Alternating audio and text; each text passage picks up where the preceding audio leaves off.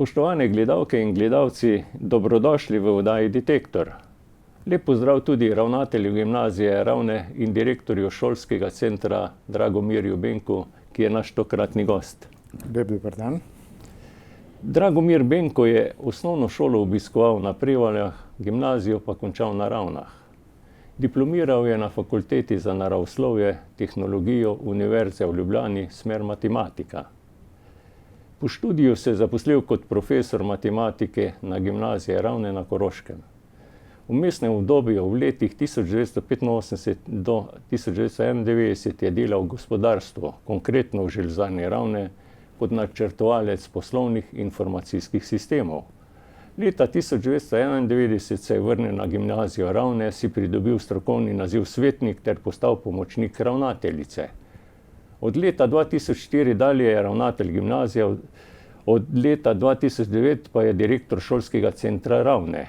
Je predavatelj za tehnično matematiko na Fakulteta za tehnologijo polimerov v Slovenj Gradcu. Je deloval v razširjeni predmetni komisiji za matematiko v okviru Zavoda za šolstvo Republike Slovenije. Več kot 10 let pa je bil član državne predmetne komisije za splošno maturo za matematiko. Dragomir Benko objavlja v strokovnih revijah strokovne prispevke in članke in je recenzent učbenikov za matematiko.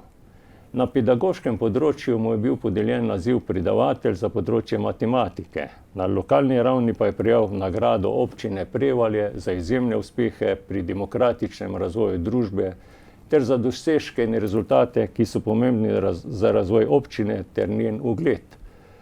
Navdušujejo ga tudi gore. Svoje navdušenje do odkrivanja lepot gorskega sveta promovira in prenaša tudi na mlajšo generacijo. Osvojil je mnoge vrhove, med drugim tudi vrh Mont Blanca, Monte Rose, Ortlerja, Großglocknerja in Kilimanjare. Pa bi vas zdaj na osnovi te predstavitve vprašal, pa prišel na drugi del. Dr. Franc Sušnik, nekdanji ravnatelj gimnazije, je dejal, da je z gimnazijo posijala luč v koroško nicino. Pa bi vas takole vprašal, koliko močno sije luč gimnazije danes, ali danes sije z močjo žarometov, ali kako bi rekel temu? Ja, hvala lepa za tako lepo predstavitev. Ja, dr. Franc Sušnik je to izjavil takrat, ko se je gimnazija ustanavljala. Takrat so Korošci stopili skupaj in ustanovili to šolo, ki je Korošcem res prinesla znanje, kulturo, usmerjenost v svetove, doseganje daljnih obzorij in tako naprej. In mi na gimnaziji Ravne pač poskušamo, in mislim, da nam to tudi uspeva, slediti tej Sušnikovi misli. Se pravi, mladim dati tako izobrazbo, taka znanja, taka vedenja, hkrati jih tudi kultivirati, da postanejo osebnosti, da jim bo potem v življenju lažje. In mislim, da ta žaromet kar sveti, glede na to, kako delujemo. Kot ustanoviteljske pravice uresničuje Vlada Republike Slovenije oziroma resorno ministrstvo. Pa kako te relacije potekajo? Kakšen je ta odnos? Je to stroga hierarhija, je to partnerski ali kakorkoli bi temu rekel, oziroma tudi na katerih področjih pa uveljavlja te ustanoviteljske pravice? Glejte, srednje šole, tako kot je naša gimnazija, smo dokaj samostojne v svojem delovanju. Seveda se moramo držati zakonov in predpisov, pravilnikov, ki jih pač ministrstvo predpiše, ampak ta odnos je zelo korekten. Vsako leto nas pač pozovejo, če tako rečem, da pač damo svoje predloge o vpisu, o kadrih in tako naprej. Pripravimo različne statistične podatke. To je to. Nič kaj, kako bi rekli temu, pretresljivega ali pa zelo v redu sodelovanje. Je pa seveda, bi rekel, ustanovitelj, bi rekel, glavni financer vaših programov, pa tudi verjetno... V 95% je financer ministrstvo. Pa tudi ravnatelja. Ravnatelja plača ministrstvo. Ja. V srednjem šolstvu je sistem sedaj tak, da smo financirani po glavarini, to pomeni dijak krat toliko evrov in to je to. Edino ravnatelji so izvzeti iz tega, ker pa še mogoče nekaj malega drugega, ampak ravnatelj je direktno strošek ministrstva, ne gre na račun recimo temu dijaku in drugih profesorskih zborov in tako naprej. Kot rečeno, na gimnaziji izvajate vzgojno-izobraževalne programe in seveda, če bi jih morda malo predstavil, enkrat je tu ta del splošne gimnazije, imate tudi športno gimnazijo, pa tudi maturitetne tečaje. Skratka, bi morda vsak od teh zadev pač malo opisal. Tako, v teh letih obstoja gimnazije, že preko 70 let je tega, posebej pa v tem obdobju Slovenije, so se gimnazijski programi pač na gimnaziji tako nekako razdelili, da imamo splošno gimnazijo, potem splošno športno gimnazijo, ki je pač namenjena športnikom, ki se veliko ukvarjajo z športom, in pa maturitetni tečaj. Maturitetni tečaj je pač program, ki omogoča tistim, ki so končali kak srednješolski, ne gimnazijski program, ali pa bi radi naredili maturo recimo iz še 5. predmeta, da se vpišejo in potem se lahko po uspešno končanem maturitetnem tečaju in splošno maturo seveda potem vpišejo na univerzitetni študij. Športna gimnazija, no, če bi v tej še nekaj več, je to poudarek na športu ali je tu samo... Glejte, športna gimnazija je nekako prilagojena, kot sem že povedal, športnikom, treningu njihovim, obveznosti njihovim in tako naprej.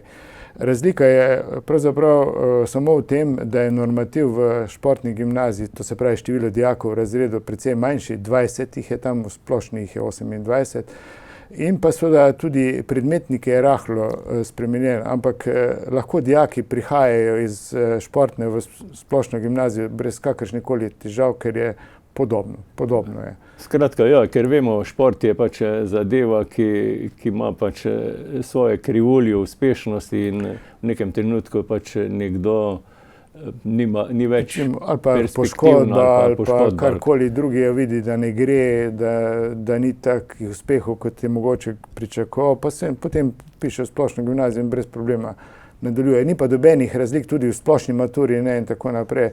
Ja. Tukaj bi jaz lahko rekel, da sem zelo vesel, ampak da smo na šoli zelo veseli, a ne, ali pa pravzaprav je dobro, da se Korošci toliko ukvarjajo, vse mladina z športom, ker jih to najbrž, če tako gledamo za stališča nas starejših, odvrača od drugih nevarnosti v narekovajih, ki pač prežijo na njih, a ne, da brez veze zapravljajo prosti čas in tako naprej. In v zadnjih letih smo opazili, da je, in se tudi tu v številu športnikov kaže, precej več teh registriranih športnikov z statusom na Koroškem.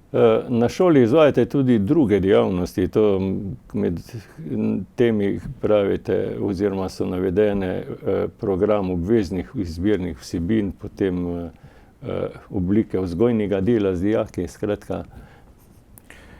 Glejte, gimnazija je pač šola, ki ne daje samo znanj, ampak, kot sem že prej povedal, tudi nekako oblikuje človeka. To je najbolj občutljivo obdobje. V tem obdobju ljudje ali pa mladina zraste, ne? Iz otrok postanejo odrasle osebe. In mi pač poskušamo v teh 4 letih narediti to, da imamo ogromno kulturnih vsebin. Mi imamo lutkovno gledališče, imamo gledališče, imamo pevski zbor, imamo debatne krožke, imamo a ne, film je zelo pomemben. In na tak način mladi, ko tam delujejo, hkrati pridobivajo te poglede na svet, na samega sebe, do drugih ljudi, te odnose, kar je izjemno pomembno.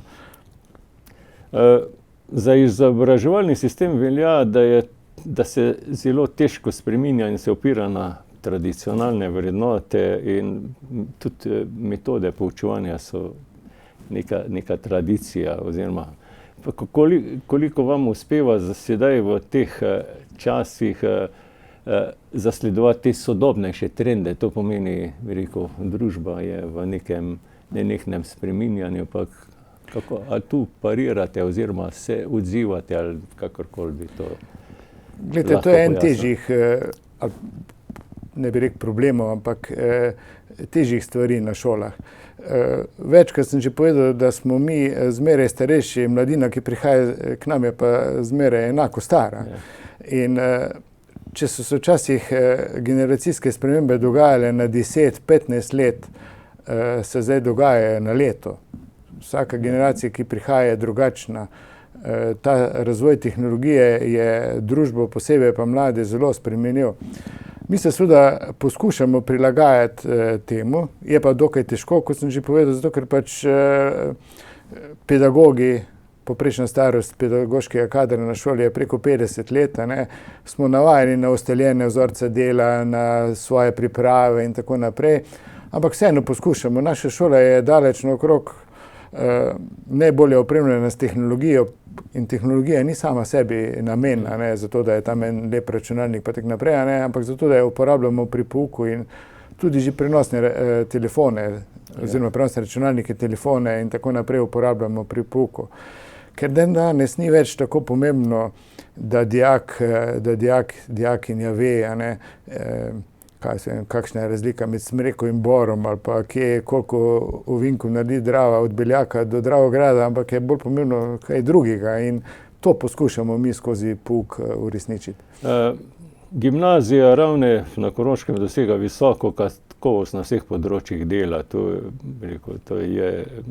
O tem ni možno polemizirati. Pa vam uspeva tudi te dijake, sedaj en del ste že pojasnil oziroma odgovoril, tudi preko vzgoje oblikovati v osebnost, da bodo sposobni sprejeti izzive sodobnega časa. Ja, mislim, da nam. To, ko ste govorili o uspehih, to res ni dobene dileme. Mislim, da to celotna koroška in slovenska javnost nam priznava. Vse toliko, recimo, toliko mladih na olimpijadah znanja, toliko dijakov in dijaki na olimpijadah znanja na različnih kulturnih in drugih področjih, redko kje, glede na število prebivalcev, otrok najdeš, v Sloveniji. Seveda, kot sem že prej povedal, mladi morajo imeti dobre mentorje. Brez dobrih mentorjev, odličnih mentorjev ni nič. Če se pedagogov, če se nam, pedagoškemu kadru, v narekovajih ne ljubi, še poleg pouka dela z njimi, potem taka šola ne more prosperirati, ne more se uveljavljati v okolju. In mi z aktivnostjo učiteljev in drugih mentorjev, z pozitivnim odnosom, kar je izjemno pomembno, tako da dijak na drugi strani je človek, ne pa vreča denarja, če tako rečem. Pač na šoli je zelo dobro vzdušje. Mi nismo imeli dobenega ali pa kakršnega koli nasilnega dogodka v zadnjih, ne vem koliko letih, 10 letih pa gotovo ne, pa tudi že prej ni bilo nič. To vzdušje se potem prenaša tudi v razred, prenaša se v okolje in mislim, da nam uspeva.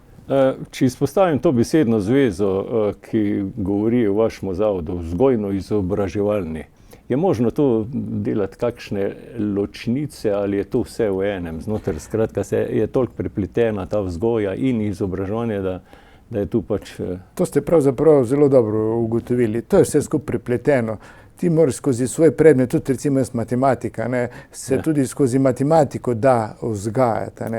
In mogoče pri matematiki tudi lahko upozoriš na probleme družbe, pa kako bi to rešili, pa da o drugih predmetih niti ne govorimo. Seveda se da in to je recimo domoljubje, eno tako čustvo, ki ga pač zadnje čase ljudje mislimo, da ga ni več, posebej med mladimi. Ampak jaz lahko rečem, da je, ker ko mi pripravljamo različne slovesnosti, ko govorimo o problemih družbe, problemih Koroške, o razvoju Koroške, so mladi zmeraj pripravljeni sodelovati in iskati stik tako starejšimi, kot sovrstniki, kot sodelovati na različnih slovesnostih in tako naprej. Veliko je tudi govora in polemik o zasebnih šolah in tudi javnih šolah, skratka tudi zasebni gimnaziji, javni gimnaziji. Pa kako je to vaše mnenje o zasebnem? Vi vodite javno inštitucijo. Jaz mislim, da bi šole morale ostati dostopne vsem brez kakršnega koli dodatnih plačil, če temu tako rečem, ali pa financiranja. javne šole ne smemo uničiti na Slovenskem, ker če ne bo počasi, vse to se ne zgodi v letu dni, ampak če bi večina šol postala zasebna, bi ta trend časovnica prinesla gotovo razslojevanje mladih v smislu zmožnosti študija in tako naprej. Je pa prav, da so tudi zasebne šole, posebno take, ki so pač, recimo, kot so katoliške srednje šole ali pa kaj podobnega. Tako da to se mi zdi čisto okej, ampak javna šola mora ostati, tako kot javno zdravstvo približno.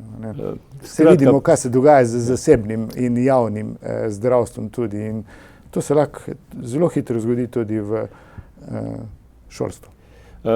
Vaši dijaki sodelujejo tudi pri razvoju sodobne znanosti in kulture, pa so to lahko kaj postrežete s kakšnimi rezultati na tem področju? A mislite sedanji dijaki? Sedanji dijaki. Ja, aktualne. Ja, tu mislite na naše uspehe na znanosti, kulturi in tako naprej. Glejte, če grem samo na področja naravoslovnih ved, naši dijaki so sodelovali na olimpijadah znanja iz matematike. Naš dijak Domen Ureš je bil v Rio de Janeiro na matematični olimpijadi, potem Anže Šumah in Jaka Tasić sta bila na geografski olimpijadi. Lani sta imela malo smola, je bila v Beogradu, predlanskem je bila pa v Pekingu in tudi je bil ta Anže Šumah iz Kotlja doma. Potem je bil Anže, zdaj sem pa primek pozabil, Anže iz Ravn na mednarodni olimpijadi iz kemije.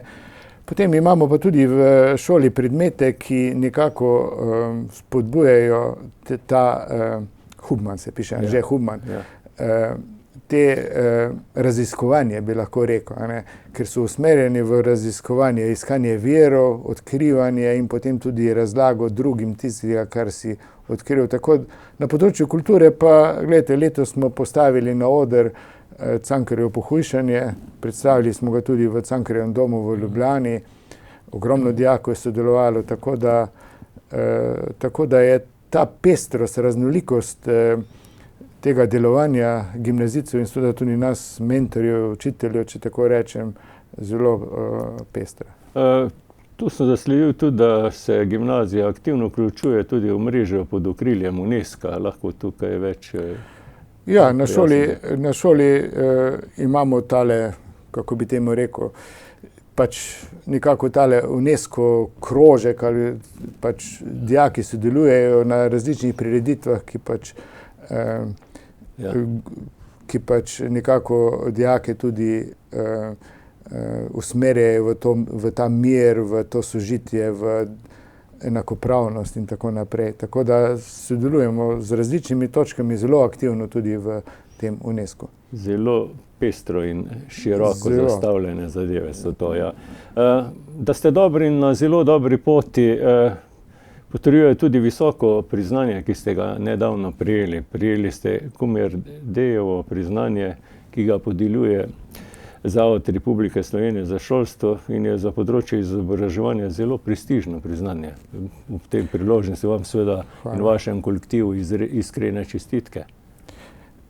Kot ste že začutili iz mojih besed do sedaj, se vse skozi prizadevamo, da bi na šoli bilo čim boljše, da bi učitelji pa seveda, da bi se to podajanje, prinašanje vednosti na posameznih predmetnih področjih na dijake izboljšalo, da bi bilo na zelo visoki ravni. In seveda potem pač sodelujemo v različnih projektih, na konferencah učiteljskega zbora, razpravljamo o tem, imamo različne seminarje, tematske konference in tako naprej. Mi smo med drugim tudi, ko ste na začetku omenili prvega ravnatelja Ravenske gimnazije, dr. Franca Sušnika, mi smo odkrili v arhivu šole njegovo pripravo iz leta 55-56 o kako učiti. Bila je priprava na šolsko leto in so ta vprašanja, ki so še danes aktualne in tem se mi večkrat pogovarjamo in tudi razmišljamo in tako naprej, recimo, kaj je sploh poučevanje, kako motivirati dijake, starše, učitelje za delo, ali so v pedagoškem procesu prežijo na nas kakšne nevarnosti in podobno. In te zadeve so vse skozi enake, pa ne glede na to, kak je razvoj tehnologije, kakva je družba. Vse skozi je treba stremeti za tem, da smo čim bolj kakovostni, seveda prijazni ne v smislu temu, da podarjaš ocene, ampak v smislu odnosa. Vsaka nagrada prija je, bi rekel, na nek način potrditev nekega dobrega dela v minulem obdobju, sočasno pa je tudi neka svoja vrstna obveznost ali pa tudi motivacija za prihodnost. Kako jo vi to dojemate? Gotovo ste prav ste ugotovili. To je seveda obveznost in motivacija za naprej.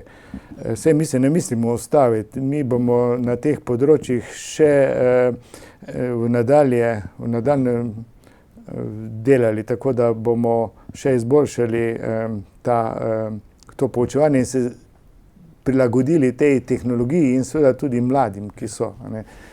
Ja, vi to zgodbo o uspehu, če bi tako vzel, ki je pač zdaj tudi bila na nek način nagrajena z tem priznanjem ali pa opažena, gradite več kot 70 let in tu iz tega vašega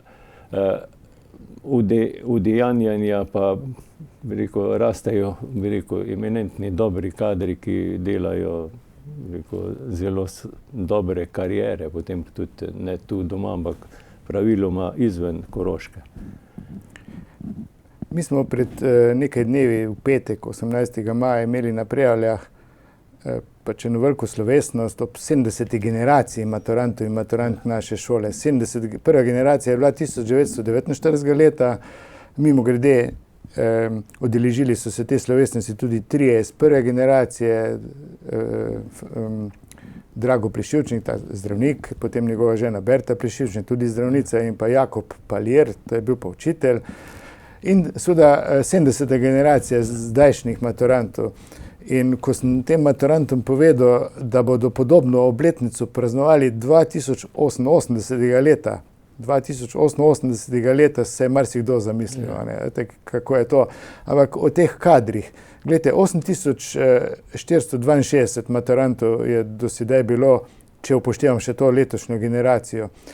In toliko je teh eminentnih, odličnih kadrov, da bi jih bilo zelo težko našteti, ampak ko smo jih pač povabili na Prevaljah, da bi nastopili kot da bi mladini kaj povedali, pa ker so bili vsi dijaki prisotni, pa seveda tudi okolje, nihče ni odklonil, nihče.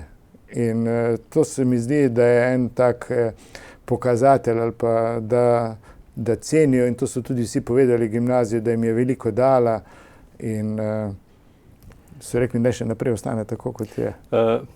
Ravno tole, kar ste zdaj, če tu na nek način nadaljujem, ravno ta obveznost tudi za naprej, ali mi rekel, je več ali manj kot neka nuja. Kajti živimo v obdobju nenehnega vsakodnevnega izobraževanja, skratka aktualno znanje hitro zastara, tisto, kar je bilo včeraj aktualno, danes ni več, tisto, kar je danes, je jutri že nadgrajeno z nekimi novimi spoznanji. Skratka, tu je kar ena izredno zahtevna pa dinamična pot, ki bo jo treba zasledovati.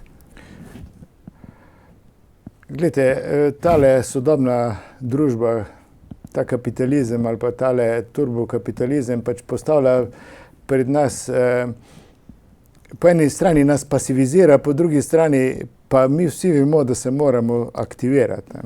Ker brez našega aktivnega odnosa do življenja nas bo vse skupaj povozilo in bomo ostali samo eni objekti izkoriščanja.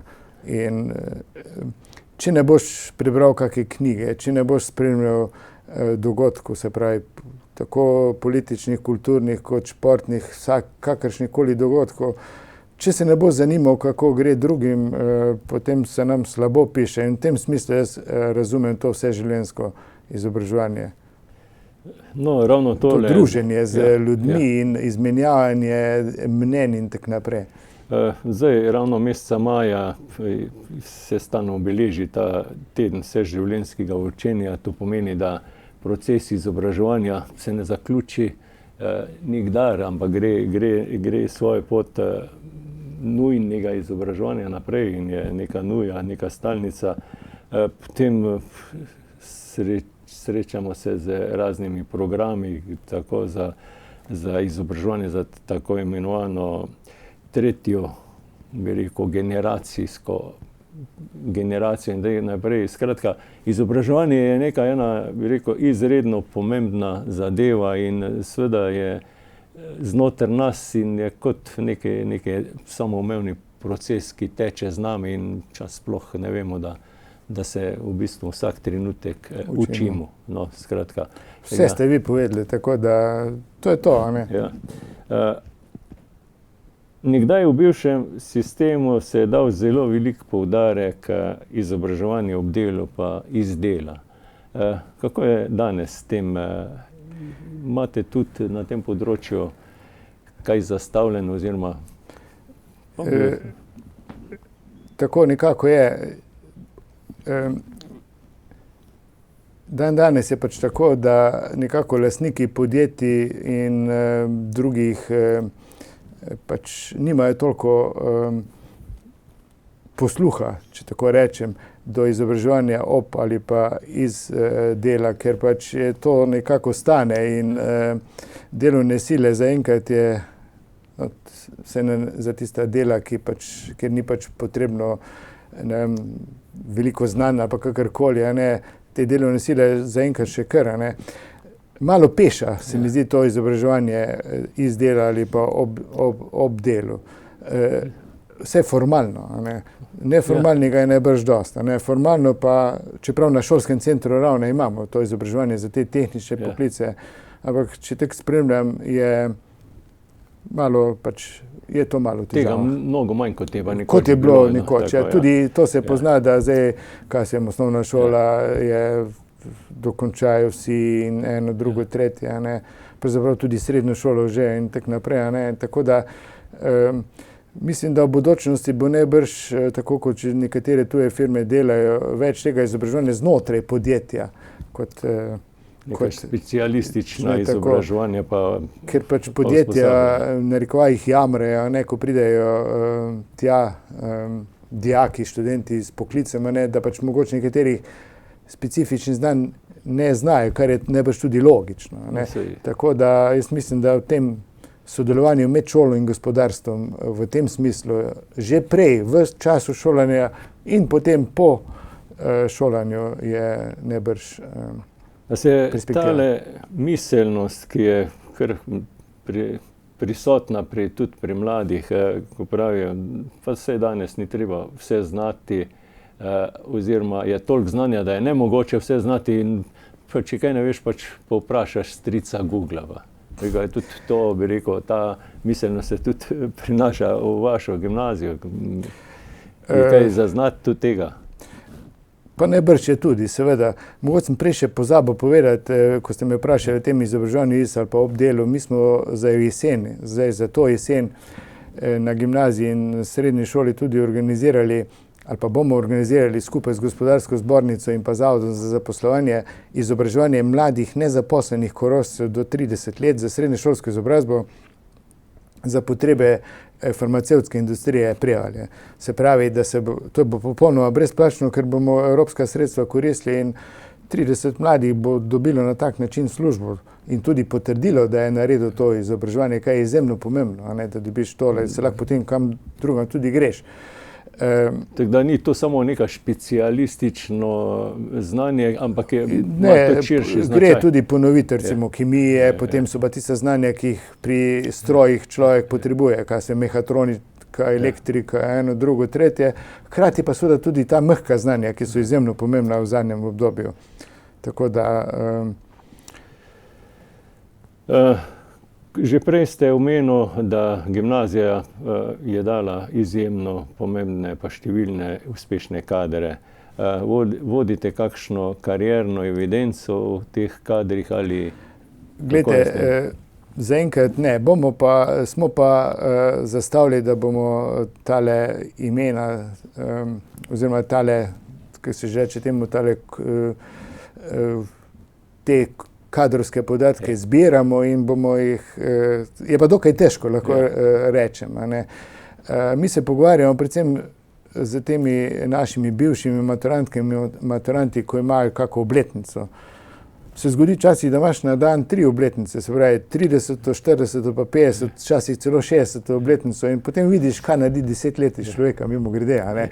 Ampak zanimivo pa je to, a ne, potem pa povedo, vsak se more predstaviti, jaz predstavim šolo, recimo, oni se pa sami predstavijo in ko jaz vidim so to paleto poklicev, od zdravnikov do pisateljev, do vsega, to se človek res vidiš, kaj je dala ta gimnazija Koroški in vsakdo, brez izjeme, ker kot smo že prej v razgovoru govorila, čas zabriše mogoče kakšne stvari, kakšne dejanja, ki niso bile v redu, ampak vsi so zelo ponosni, da so končali to gimnazijo. No. Smo v nekem predvolilnem oziroma volilnem obdobju, pa bi bilo za pričakovati, da bojo zdaj tisti akteri, ki bi naj nas zastopali v parlamentu pa na državni ravni, več govora posvetili ali pa več prostora posvetili izobraževanju, pa do sedaj je tega bore malo slišati. Ja, tako nekako bi rekel, izobraževanje je eno pomembnejših področij, gotovo. Ampak se v njem najbrž ne pretaka toliko denarja kot na drugih področjih in mogoče ljudje, ker šolski sistem, izobraževalni sistem relativno dobro deluje v Sloveniji in ljudje ne vidijo toliko problemov v tem, pa tudi potem se kandidati in kandidatke seveda ne osredotočajo na to področje. Bi pa rad povedal, da vsem tem kandidatom in kandidatkam, ko se srečujemo z njimi, se pravzaprav vsi poznamo, ne povem, da kakorkoli, kdorkoli bo prišel če bo prišel na to mesto poslanca, poslanke, mora delati za dobro Koroške, seveda tudi Slovencev in Slovenk, ampak ne sme pozabiti, da je od tu. In seveda vem pa, da je težko, ker so pač politike strank so pač take, kot so in upam, da ne ostanejo samo številke. Glasovalne številke. Tako, ampak to je tako mingrede, ki je oziroma to, da smo ravno tudi v tem obdobju.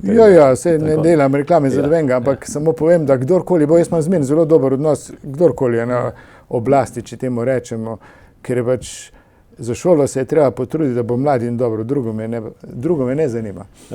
Kot rečeno, to sem tudi iz tega rekel, prihodnost se nam dogaja kot realnost, kot pravijo, že prehiteva domišljijo. Razvoj gre, nove tehnologije, digitalizacija, robotizacija, skratka, to je cela paleta nekih izzivov in seveda tu mora šola tudi parirati temu. V bodočnosti bo najbrž tako, in to zelo hitro tako, da bo precej del, celo razmišljam, prevzela umetna inteligenca, roboti in tako naprej. In seveda tudi ljudje bomo imeli, se mislim tako, veliko več v narekovaje prostega časa za druge stvari, kar je lahko tudi nevarno, ker ko ljudje preveč razmišljajo, ni nujno, da se rodijo samo zdrave misli. Ampak v tem obdobju bo najbrž tudi potrebno univerzalni temeljni dohodek in podobne zadeve, tako da seveda mi imamo na šoli zelo veliko projektov tudi iz teh področji Evropske skupnosti, razvoja družbe, tudi v bodočnosti bodo ta splošna znanja, ki so potrebna za odnos do okolja, samega sebe in do družbe, zelo pomembna, ker brez tega ne bo šlo. Vse to našteto, seveda, kot rečeno, zahteva prilagajanje novim situacijam in seveda temu ustrezno se tudi na gimnaziji spogledujete z novimi programi in v tem pa bi vas vprašal, ko je potrebno uvesti nek nov program, je ta pot zapletena, bi rekel, kako to, bi rekel, sploh, bi rekel, to stvar nastavi, da bo potem tudi realizirana in da bo sestavni del teh vaših usmeritev zdaj. Tako bi rekel, pot ni tako zapletena, če imaš odzadaj podporo gospodarstva.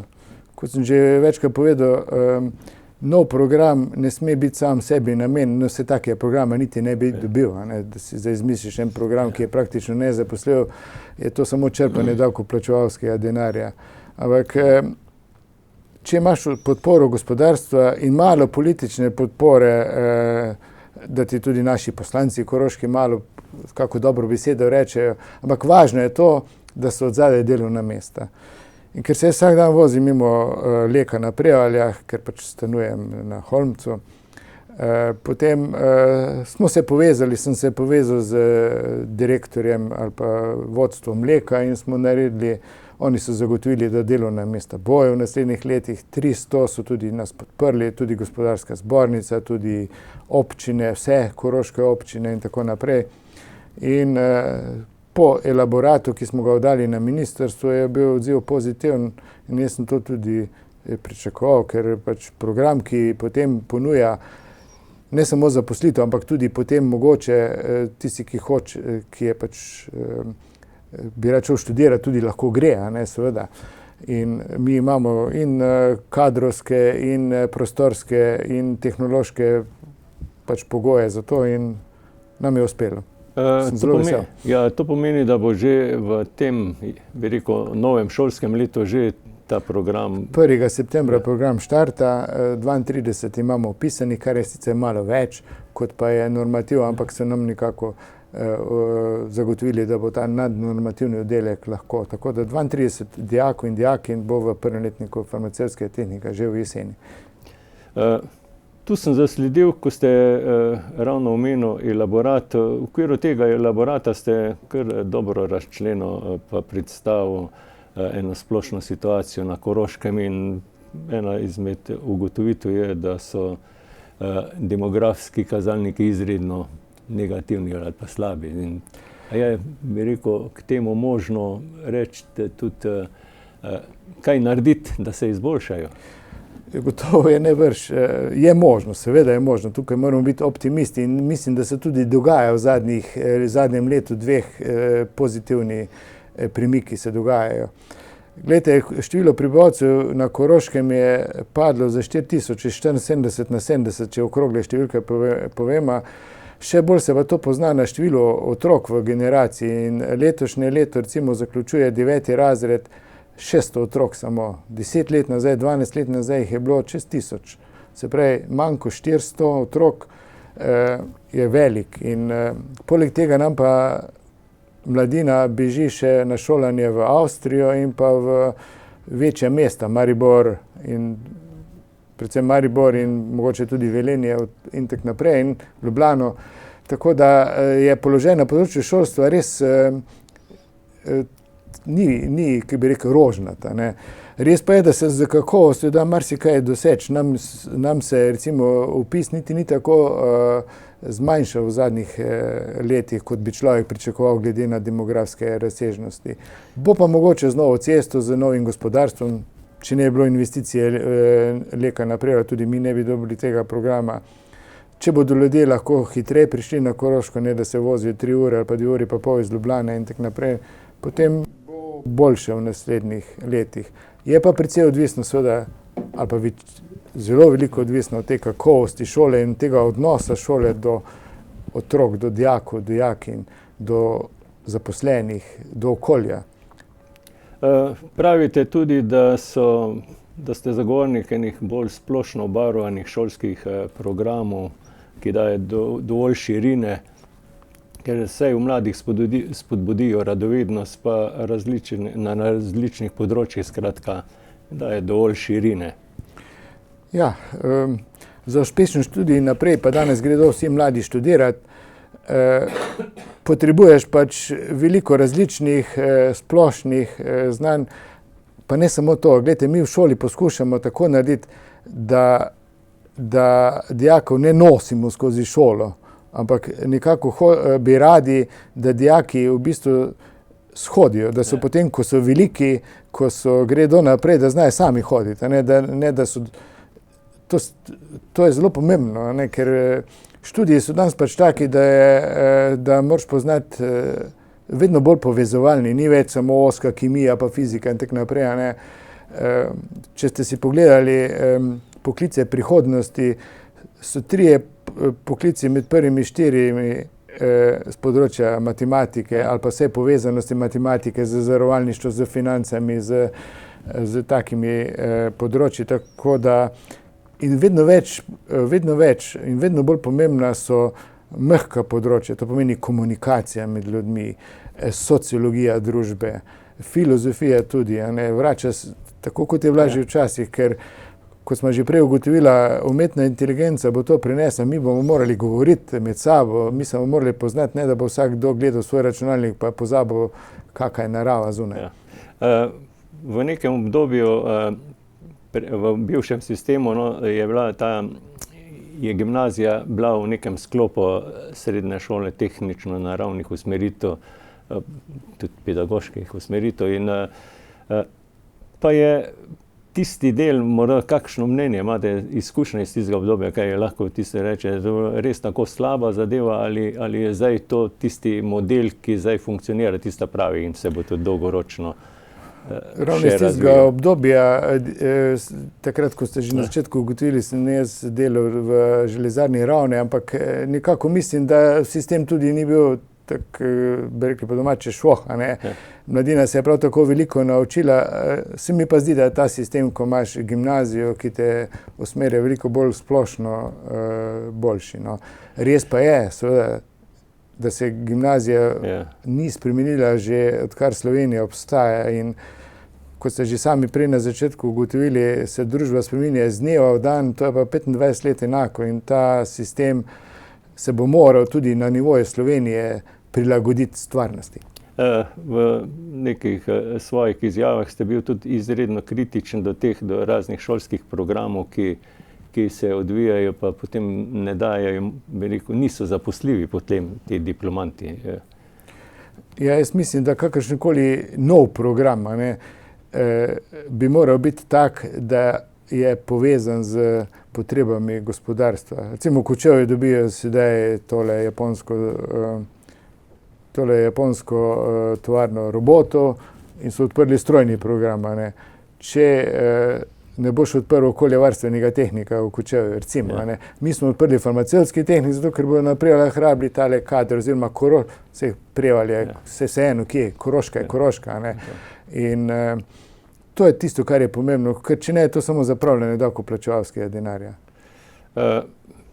Pa bi rekel takole, kaj svetujete dijakom, ko zaključujejo vaše, ko diplomirajo, ko se odločajo za nadaljnji študij? Svetujem samo eno.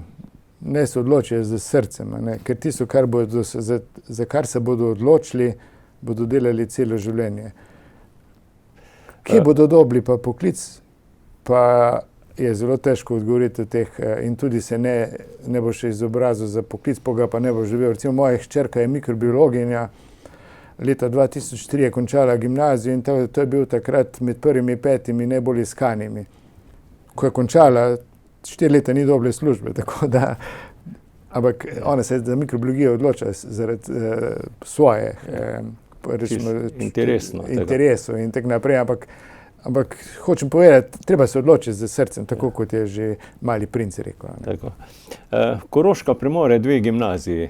Ob ustanavljanju gimnazije v Slovenj Gradcu, ki ima seveda mnogo krajšo tradicijo kot tule Ravnska, je bilo kar precej polemike o smotrnosti, ali je to potrebno in tako. Pa kakšne so zdaj te izkušnje? Gimnazija Slovenj Gradec je bila ustanovljena takrat, ko je Slovenj Gradec postal mestna občina, in je bilo takrat rečeno, da je za potrebe mestne občine Slovenj Gradec. Seveda se to potem kasneje skozi čas spreminja in danes Gimnazija Slovenj Gradec seveda ne posega samo na področje slovenjgraške občine, ampak seveda tudi na vso Koroško in še širše. Mislim, da je bila storjena napaka takrat na začetku tega tisočletja, ko so v Slovenj Gradcu ustanovili še 3. oddelek, ker to v takem občutljivem okolju, kjer je število dijakov omejeno, to ni Ljubljana, to ni Maribor, kamor vse dere, je to pomenilo takoj zmanjšanje števila otrok, pri nas 30 na generacijo, kar pomeni v 4 letih čez 100 otrok. Gimnazija Slovenj Gradec je dobrodošla konkurenca,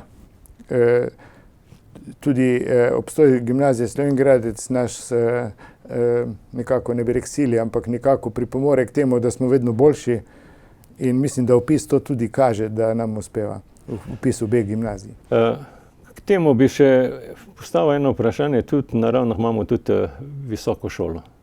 In kako, bi rekel, seveda smo jo z velikimi pričakovanji pa z zadovoljstvom takrat ob otvoritvi seveda sprejemali, pa kako se zdaj ta zadeva odvija, daje pričakovane rezultate?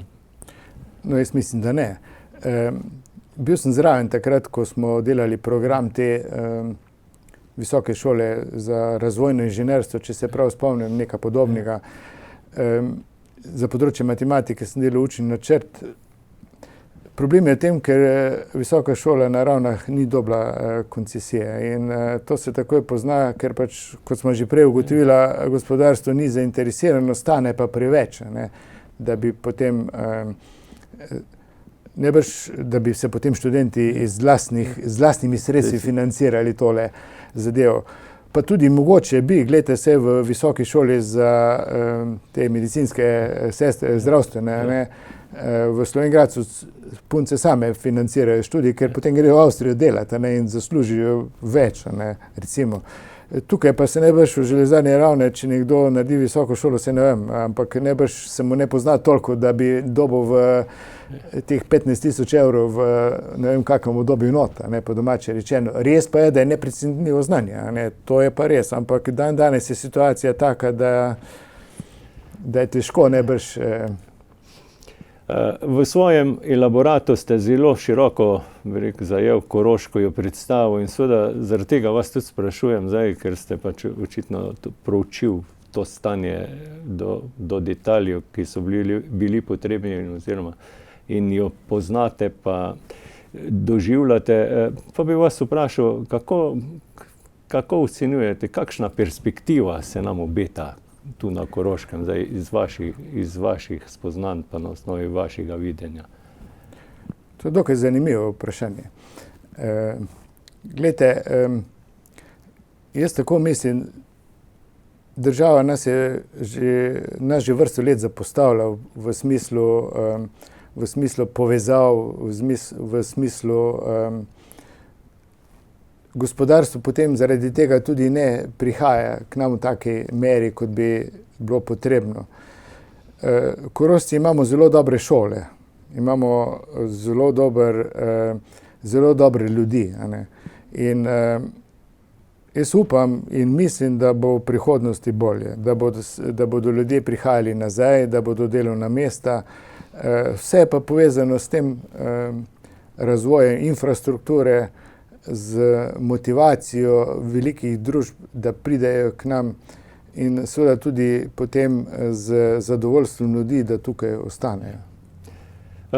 Jaz bi tule ob zaključku tega najinega pogovora seveda uporabil eno vašo misel, ki ste jo tudi izrekel, ki na nek način vas predstavi kot resničen pripadnik Koroške, pa še kako ste rekel, najlepše mesto na svetu je tisto, kjer si srečen. Kjer si srečen, ja. Bi k temu še kaj dodal? Tukaj je treba dodati kak stavek. Glejte, to je misel Ericha Marija Remarka iz knjige Noč v Lizboni. Vam jo vsem priporočam v branje, ker je taka izjemno lepa knjiga. Srečen si tam, kjer se dobro počutiš, kjer je okolje tako, da si zadovoljen, da imaš okrog sebe ljudi, na katere se lahko zaneseš, in da si tudi ti tak.